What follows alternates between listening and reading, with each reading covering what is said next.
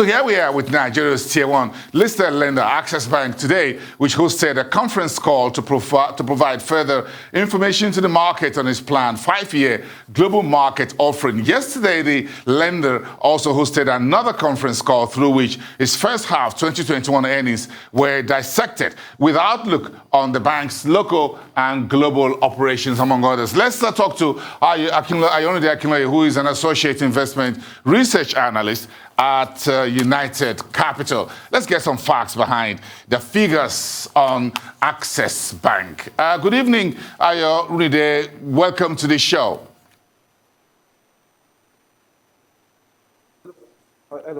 So thank you so much. What further details do we have from Access Bank regarding its planned 5-year Eurobond offering? Let's start from there.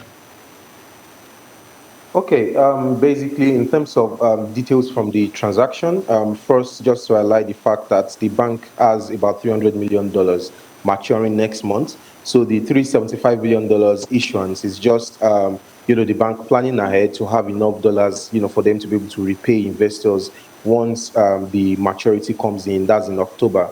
The transaction is expected to be priced at about 9 to 9.5%. Compared to, if you look at what the existing instrument that is about to mature, in the secondary market is currently priced at, say, roughly 5%. But we look at the characteristics of this issuance, and it's clear to understand why there's a bit of that premium pricing, even relative to similar tenor instruments in the market. And that's because, first, it's going to be a perpetual bond.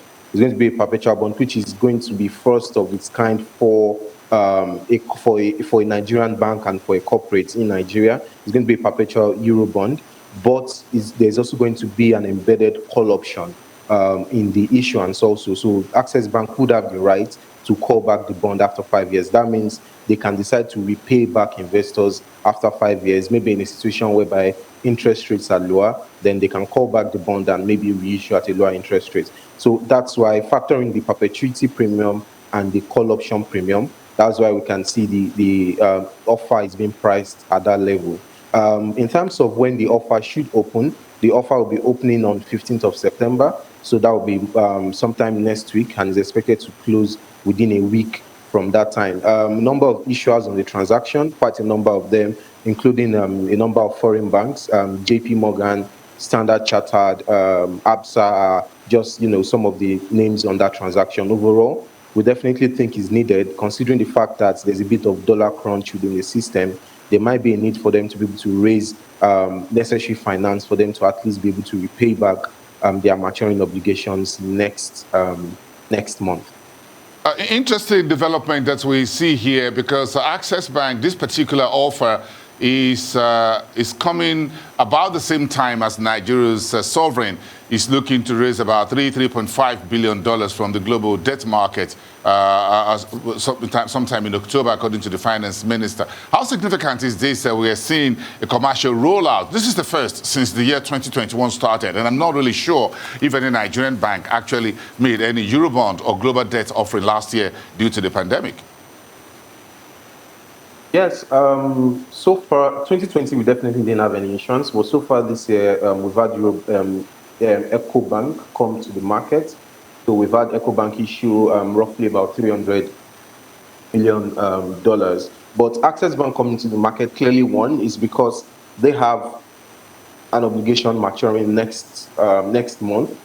In about 4 or 5 weeks' time, that obligation will mature, so they need to secure the funding that they need for them to be able to repay back investors once those funds, fall due.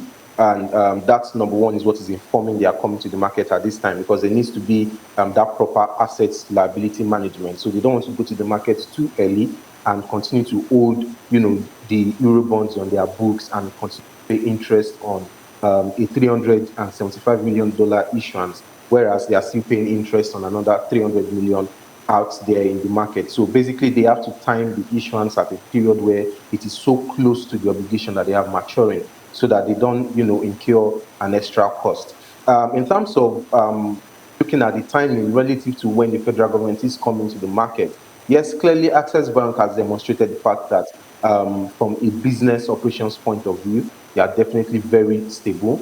And also, when you look at their half-year numbers, you see that profitability, they're growing strong across all key metrics that you want to measure them across. They are doing quite well. So they should definitely remain attractive proposition to investors. And despite the federal government coming in at the same time, we expect the transaction to be successful. You think, Ayone, do you think 9 to 9.95% is competitive right now? Well, considering the fact that the global interest rate environment is very low, and even looking from our end, initially taking out the call option and the perpetuity option, on the transaction, we actually felt 9.5% was quite high. But when we factored in the call option premium, which definitely gives more rights, which gives Access Bank the rights and takes a bit, investors. Also, the perpetuity option or premium also in that issuance also makes it more expensive. So yes, we think roughly about 9 to 9.5 would be fair, because if you look at what a typical 5-year Eurobond is currently doing, particularly if you look at the FGN Eurobond market, currently doing roughly about 5%. So when you that's in the secondary market. So when you factor in a premium for being a corporate, say of about 150 basis points to 200 basis points, that takes it to roughly about 7% levels. And then you can now begin to factor in the call option premium and the perpetuity premium. Yes, accounts for the range. Yes, I was thinking this was going to come in around 7 to 7.5. But let's move on and talk about the Access Bank's Thursday's conference call on its half-year earnings. There are a whole lot of takeaways from the conference call. What was there for you? Well, lots of things to highlight. First, basically, definitely from a P&L perspective, right? I'll just run through some of the key things that investors would want to be aware of. First, from the P&L perspective, gross earnings, continue to remain strong, grew about 14% year on year. And when you break the numbers further, you see that the growth in gross earnings was largely driven by the interest income segment. So the interest income segment expanded by about 30% and was largely driven by, income on investment securities. And then the fact that we had the higher yield environment, particularly in Q2. So when you look at the yield on assets for Access Bank's, total assets in H1, it was about 10.3%, which is higher than the previous year, where it was roughly about 9.5%. So that's about, about 800 basis points. I'm sorry, about 80 basis points increase compared to what you have last year. So that's quite positive for the bank from an interest income perspective. Also, when you look at interest expense was also very controlled. So there was a marginal decline in interest expense, and we also saw that cost of funds continued to decline. So again, you recall that Access Bank, acquired Diamond Bank at some point, largely because Diamond Bank had a very strong retail base, which, retail base consists of cheaper deposits. Yes, I want us to talk quickly about the Pan-African operations and the holdco structure. Very quickly, give me about 30 seconds of that. Okay, yes, clearly for all the other subsidiaries, they contributed roughly about 34% of PB, profit before tax, in H1. And that was largely driven by the UK and the Ghanaian business.